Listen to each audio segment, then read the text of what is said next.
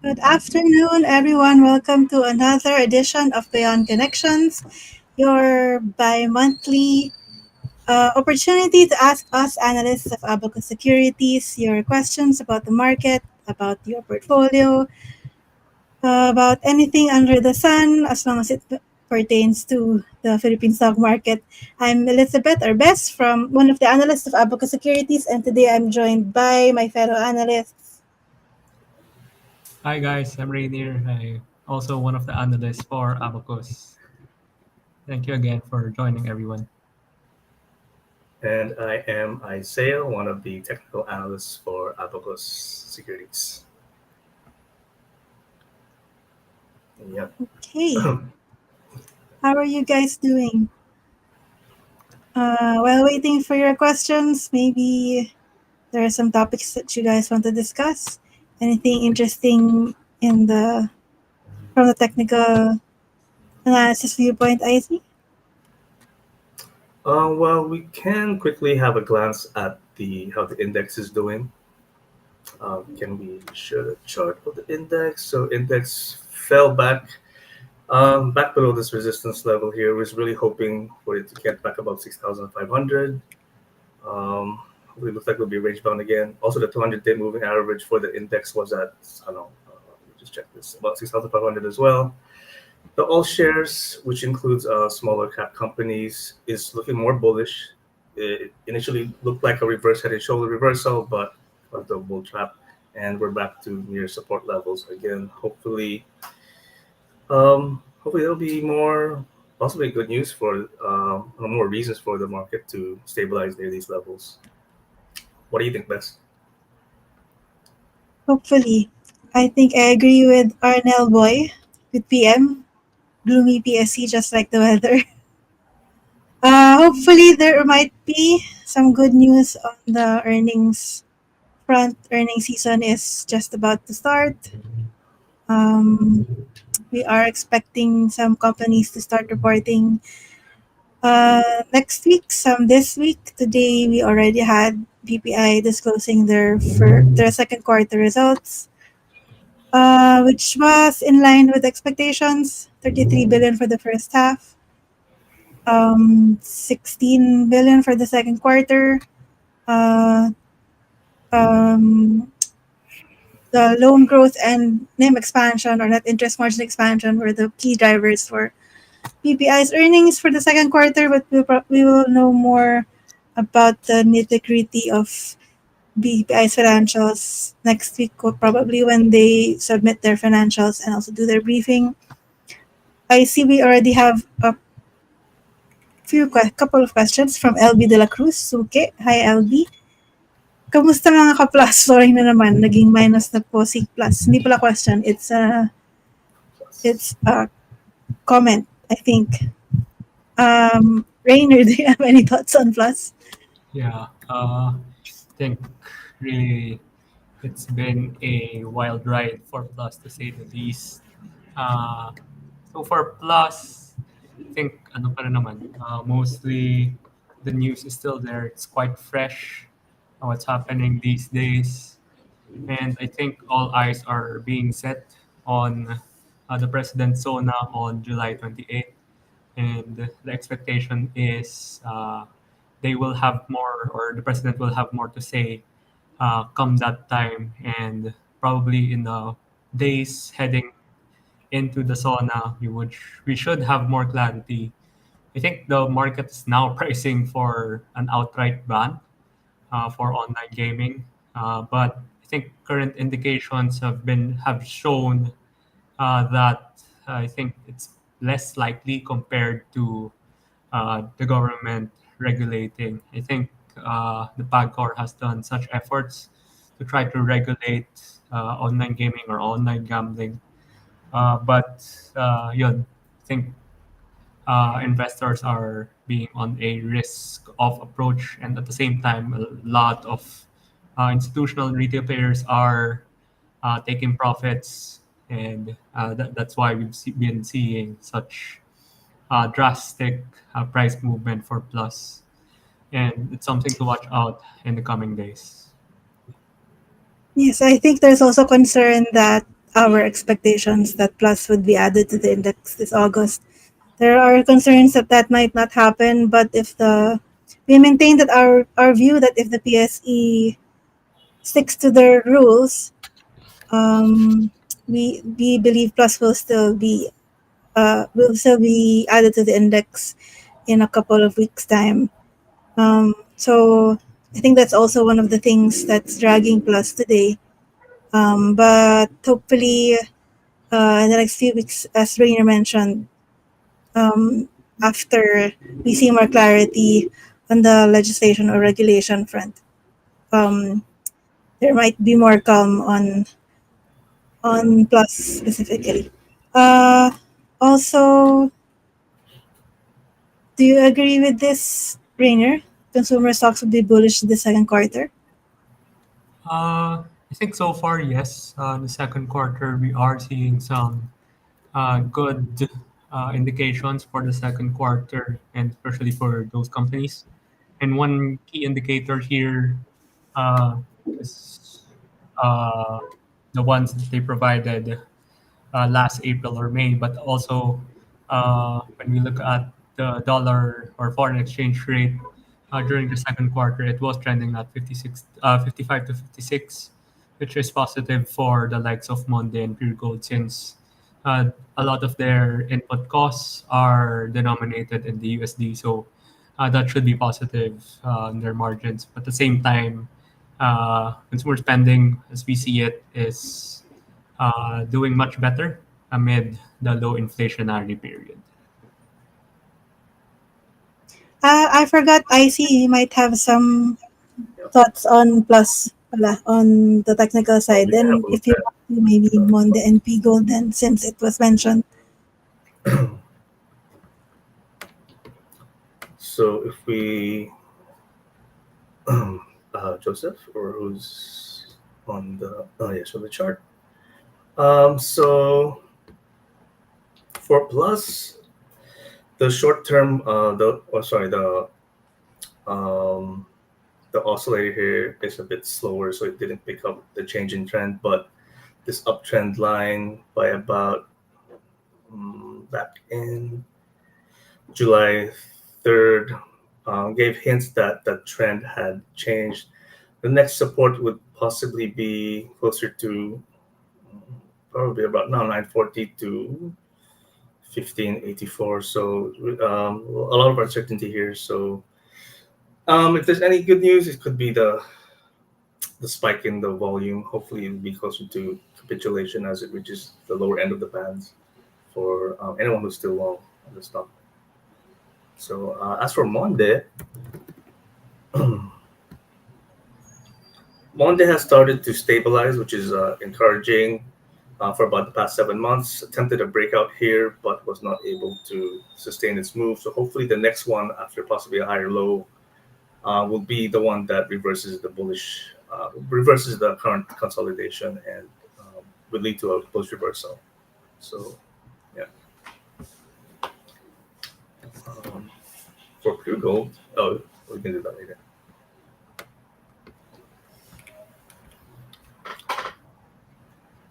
Well, okay. So pure gold demand is trading near the upper end of the channel. If you can hold this recent uptrend channel, it could possibly test maybe 39 to 43 eventually.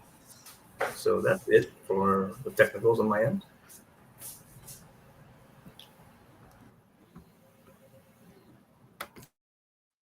Hey, thanks, IC. Um, we have a couple of questions on SPNIC. So first from LB De La Cruz, thoughts on SPNIC and top. And from this person whose name I can't pronounce, I'm so sorry. Do you think SPNIC will continue its trend? Um, Yeah, I think Rainer, can you take? while I see pulls up the chart for SPNEC, so just to provide some thoughts, I think we over the past 2 weeks, I think SPNEC did see some positive movement on news. I think there were news on an interview with MVP that they are still motivated in infusing some assets, particularly the M Green assets, into SPNEC.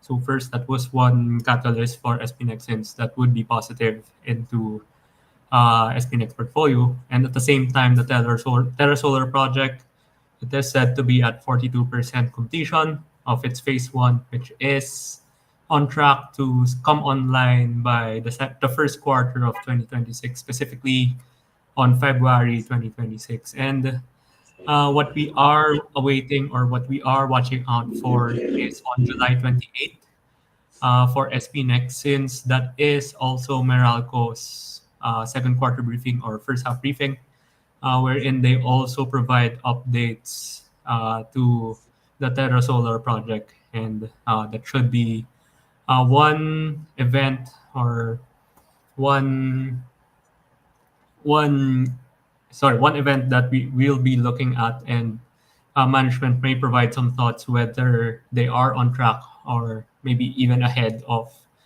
their expectations for the Terra Solar project. And once that comes online, that should be value accretive for SPNEC.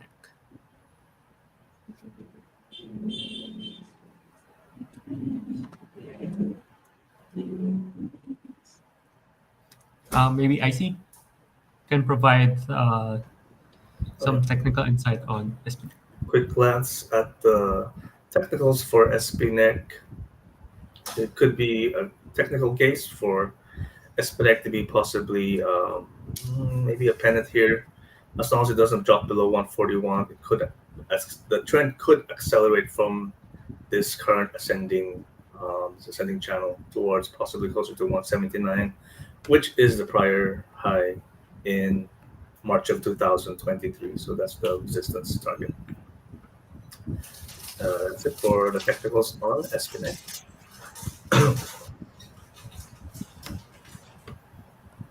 Okay, thanks, guys. Next question from Fernand. Thoughts on Globe and Tel on the long term? Well, there are a couple of things that are weighing on both of these stocks. So for Globe, three things. Um, there are concerns that their income from online gambling will be affected if there is stricter regulation on the payments channel. There are also concerns that they will be disadvantaged in terms of competition by the Konektadong Pinoy Act, which is now awaiting signing by the Malacanang. Since this gives a lot of advantage to new players, um, and and uh, also weighing on Globe in particular is the possibility that the Mint IPO might be delayed, since the Maynilad IPO was also delayed by a couple of months, and there might not be enough time this year or even in the first quarter for the market to absorb two large IPOs. So those are the things that are unfortunately um, uh, having a or creating negative sentiment among these two telcos. But for the long term, we are still quite positive on both. Globe, we are expecting still for Globe, we are expecting still the Mint IPO to push through next year, and this should boost Globe's stock price when that happens. For Tel, we are expecting greater contribution from Maya since it is now also profitable, and also Tel itself is paying out decent dividends, so this should also be one of the factors for long-term investors to consider. Um, I see. Do you have any technical insight on both of these? We can look at ano ba? Sige, Globe muna. Quick look at Globe. Initially, figured Globe might be a larger reverse head and shoulder, but it was not able to sustain its right shoulder, so it broke down. It's currently oversold in the longer term, testing one of the bands here of the oscillator, but the trend is down. So from a technical perspective, there's really not much to do. Tel, on the other hand, Tel is more constructive, has a bit of a bullish divergence on the shorter term oscillator. Um, could potentially be in classical chart. It could potentially be a bullish falling wedge reversal. Um, if it can break above this, let's see this here, 128, about 1,280 to 90 pesos. That can break that resistance. That could signal the a bullish reversal. So far on the technicals, Tel is looking a little bit better than Globe. So that's a take on Tel and Globe. Okay, thank you. I see. Next question from Marlon. How can be or what can be the effect on stocks of the implementation of the Capital Markets Efficiency Promotion Act? I think the two main provisions of this act that are affecting investments is first the reduction of the stock transactions tax um, from 0.6% to 0.1%. This should encourage more of the retail trading, but for institutional, we don't believe this is a big factor in their decisions in terms of volume. I don't know if Rainer or IC will agree with me. And then there is also the the increase in the tax on deposits um, for longer term deposits. There used to be lower tax rates on the interest income on those deposits, but now even for the longer term deposits, the tax rate is the same as the withholding tax of 20% for deposits maturing um, less than 5 years. So I don't think it will have any significant impact on the stock market directly.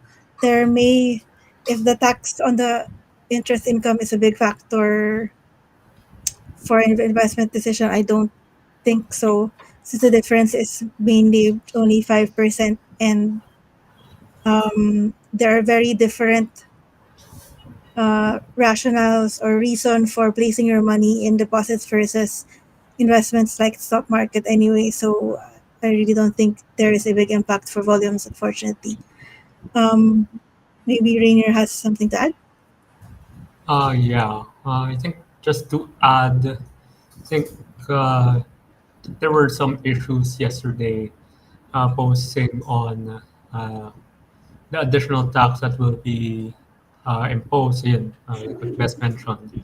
And that, I think, brought up some conversation whether uh, some assets like REITs have become more interesting. And I think that's also one aspect that that will benefit the stock market on a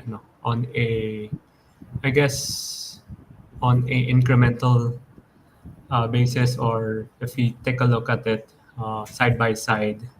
I guess in terms of the percentages for the taxes, it benefits more stocks than the time deposits. So I think that encourages more on, and I think one of the objectives of the act is to harmonize those fees, and I think that's really one of the main drivers of that act. Okay, and I guess it also answers this question from this person. Sorry. Next, from Dandan, ano po nangyari sa Digi Plus? We discussed this at the start. Maybe you want to just rewind after the live.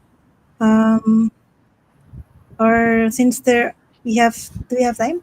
Um, just a recap. So there are concerns about the possible total ban on online gaming, and there are also concerns about the possibility of Plus not entering the index after all. Although we are still expecting this to happen in a couple of weeks' time. So next question from Arnold Boy. What's the update on Prime Infra's planned IPO? The update is there is no update. Yeah, there's It's no the update. I Rainier. think it's Have you heard anything? nothing. I think it's been scrapped. Although Prime Infra's name has come out, I think in the last month since they bought one of FGen's gas assets, and that's why maybe Prime Infra's name popped up again. But in terms of their IPO, since it was scrapped, I think 2 years ago, there's no update whether they will bring it back, and we might not see it maybe in the next year or so. So I think the earliest that we'll see its planned IPO will be at the very least in 2027 or even onwards. Okay, so for discussion, any stock recommendations, you can check out our market outlook, which was broadcast a couple of weeks ago. Um, or you can, if you're not yet a client of MyTrade, you can sign up and you can get our daily reports where we discuss most of the questions that were asked here, and also where we give our recommendations on a daily basis. Um, Fernance, for discussion, what's your price prediction at the end of the year? You can also find this out if you watch the Market Outlook, which is also still on our YouTube page, I think, if I'm not mistaken. Um, but we have decreased this from our earlier prediction at the start of the year due to the negative developments in the market the past few months. So, I see. Do you have a technical forecast? Because the ones that are in the market outlook is more fundamental. Um, for the index, we just want to see. I would like to see if it could just break back above the 6,500 level. Um, so we can just really just do simple calculation here. Possibly a 13% move back to the highs, about 74,000. But that's only if it can break back above this resistance level, maybe 6,500. So that's how I would derive technically the any target from the index. For the all shares, it's a bit similar as well. Also be a test of the upper channel, but it remains to be seen. It's again dependent on it breaking through this 3,800 level limit. So that's the a technical take on targets. Hope that was helpful. Thank you. Okay, thanks. I think that's the last question on the board. And since we only have a couple of minutes left, any parting words, guys?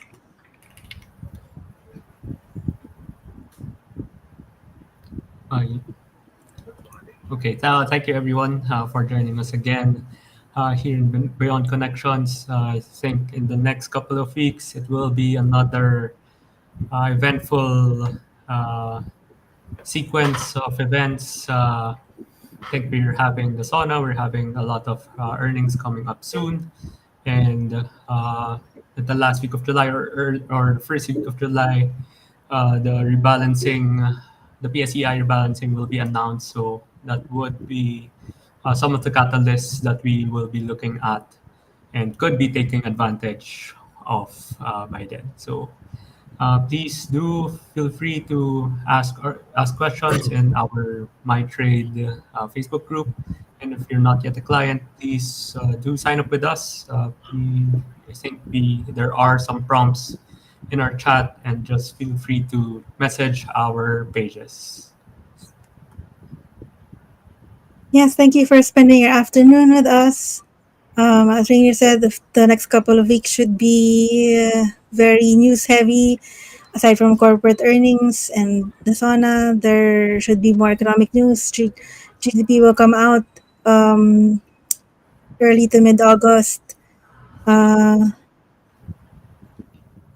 there should also be some developments for the BSP's monetary policy. So those are the things that we are going to be looking forward to in the next few weeks. I would just want to wish everyone the best of luck in their trades. See you next time. See you next time, guys. Bye. See you guys. Thank Bye. you. Bye bye.